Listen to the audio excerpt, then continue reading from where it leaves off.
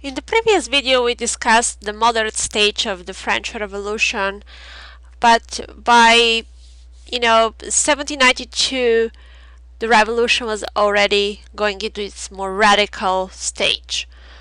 On August 10, 1792, the revolution took a radical turn. We have a mob of ordinary citizens that stormed Tuileries, the king's palace. They demanded a republic and they killed about 600 Swiss guards. So in this period we have a new legislature called the National Convention, whose goal was to draft a new constitution. Now this National Convention, it had the Girondins, who were sort of the more moderate force, and then the Jacobins led by Robespierre, Maximilien Robespierre, who was a lawyer and the leader of the Jacobins, a more radical group. They wanted to push the revolution further. They wanted a more radical direction. He was also supported, Robespierre was supported by the sans-culottes, the urban poor. The Jacobins wanted to eliminate the king and they wanted to establish a true republic. No more a king, no more king. They wanted a central state and a republic. On September 21st, 1792, the new National Convention declared France a republic, and that was truly revolutionary. And they began drawing a new constitution. What was the most revolutionary aspect of this stage was the establishment of Committee of Public Safety, and it had the responsibility for running France while the constitution was written, and it also established the levée en masse, or mass conscription. Basically, it needed to recruit people. It established a mass draft for French people to fight sort of the French enemy. Remember, France was at war with almost all of Europe by that time. Now, through the creation of a national army, we see the transformation of France into a nation. Now, the Frenchmen, they weren't fighting anymore in the name of the king.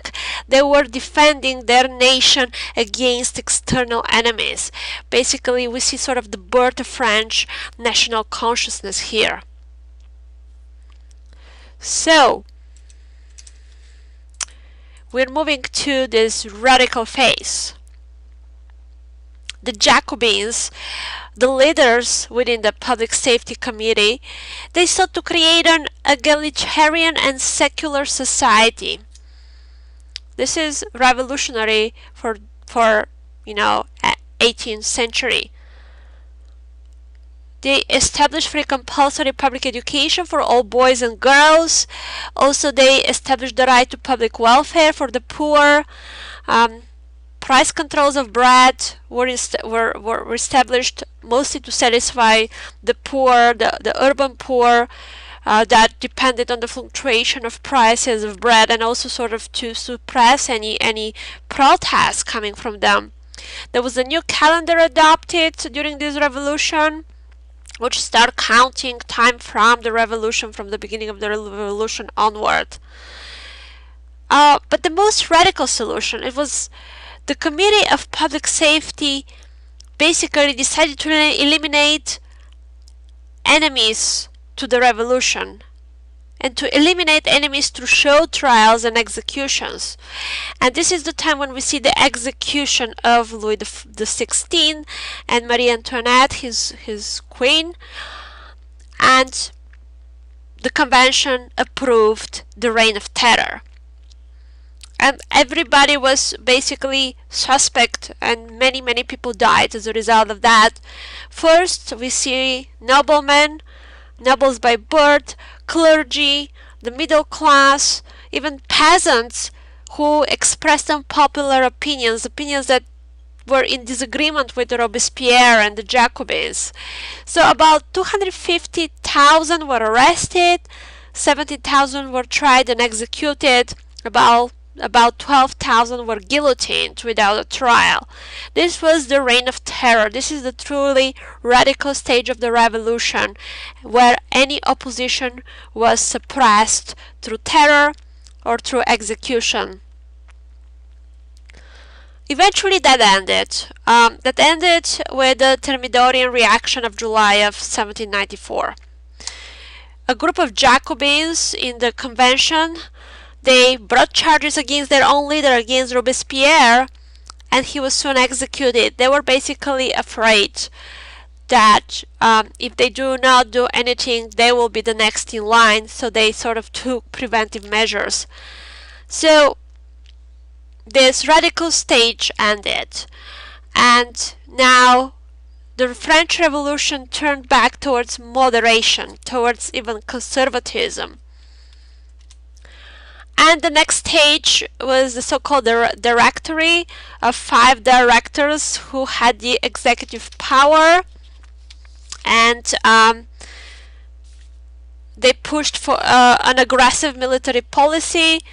France was in war with the rest of Europe at that time. This is a phase when France retreated to sort of more conservatism. By 1799, the country was sick of revolution. It was sick of war, of high taxes, of high prices, of new constitutions, of new directors. And so many Frenchmen began to long for order, for stability, for the good old days of the king. So this is when Napoleon, come from a very moderate origin, comes and steps in, and he gradually usurps power. In 1799 he stages a coup. He then becomes the first consul, and eventually by 1804 Napoleon becomes an emperor and sort of a benevolent dictator. And he was also a great military general, and he had great military success, conquered many parts of Europe with his army. And he's often credited with sort of taming the revolution in the face of growing disillusionment with its radical ideas. Napoleon preserved many of the moderate elements of the revolution. He preserved civil equality, the secular law code, religious freedom, and also he established sort of promotion by merit. He himself was an example of that. Coming from very moderate origin, he raised through the ranks and became eventually a dictator through his gifts, his talent. He also reconciled the Catholic Church. It gave some concessions. He gave some concessions to the Catholic Church. Napoleon also kept emphasis on social equality, but he got rid of the idea of liberty. So, in a series of brilliant military campaigns, Napoleon conquered most of Europe, and then he created the largest empire since the Romans. Within that empire, Napoleon imposed revolutionary practices, French revolutionary practices. He ended feudalism, he proclaimed equality of rights, religious toleration, he codified the laws, and rationalized government administration. At the same time, as we see the spread of these revolutionary ideas through French conquest, those conquered people resented the French occupation. And also through their resistance to the French, they began forging the idea of belonging to a nation. They began forming their national consciousness. So, for example, the Germans fighting against, or the Prussians fighting against the French, they began forming the idea of belonging to a nation. Resistance from Britain and Russia eventually puts an end to the Napoleonic Empire in 1815, and also 1815 is considered sort of the end of the French Revolution. The French Revolution ended, yet its ideas continued to live and to influence many revolutionaries in the 19th century. And I just want to show you this last slide, which basically sort of summarizes the various stages of the French Revolution. We have the moderate stage from 1789 to 1791. This was the stage when we see the establishment of constitutional monarchy. We are getting rid of the absolute monarchy, and now the monarch has to share power with legislature, and there is a constitution that defines the rights of the people. But that didn't stay for long, and so we moved to the radical stage. This is when the monarchy was abolished, the king eventually was executed, and we have the establishment of a republic.